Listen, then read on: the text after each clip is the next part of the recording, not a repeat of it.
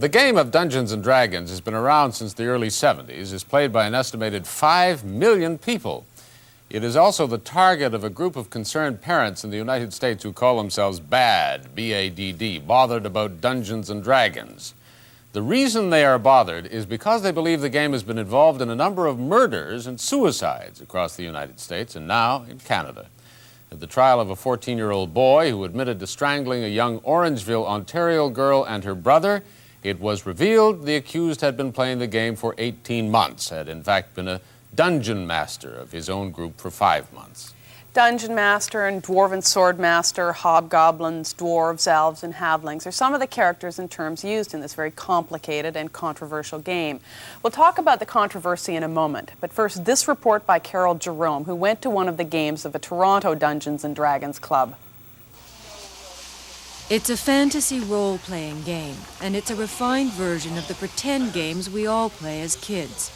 The books tell how to play, describing all the kinds of characters the player can be, and the monsters that will be met on each imaginary adventure. Some players, like these boys, like to make up their own fantasy voyages. There's no board or pieces, it's all in the imagination. And you find 6 skeletons on the ground. What do you do? Daniel Green is the dungeon master who guides the play. Can I do something? Yeah, hold it. I've rang of 2 wishes, and I'm going to wish that the door opens. In this game, for example, Ole plays the role of a cavalier named Fallinger Bandrask. Mike is a fighter, and Erwin is a paladin. Okay, we're going to go the other way. You're going to go the other way? Okay, let's try the other corridor. Well, okay. The dungeon master takes them through a strange castle this time, and they must respond to each situation he describes according to their characters, all of whom have prescribed qualities of strength and wisdom, certain powers and magic. When they encounter dragons and other evils, the battle is decided by an intricate scoring system and by these special dice. Still, Milan, you missed. You see what looks to be a beautiful way to escape. You can just go straight down this corridor and go outside. I'm going to walk out. You're going to walk out. A black exit out of the game.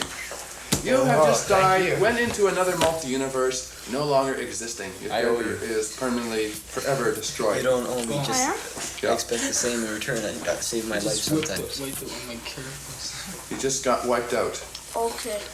It is not only the violence in the fantasies, but the quasi-religious character of the game, with mystic figures who use holy water and magic spells, all woven in arcane language like a secret society, that gives this game a special quality that captivates players and worries some others. But the boys say it's just a game for them, an exciting voyage of imagination. 5. Not quite. What's your strength?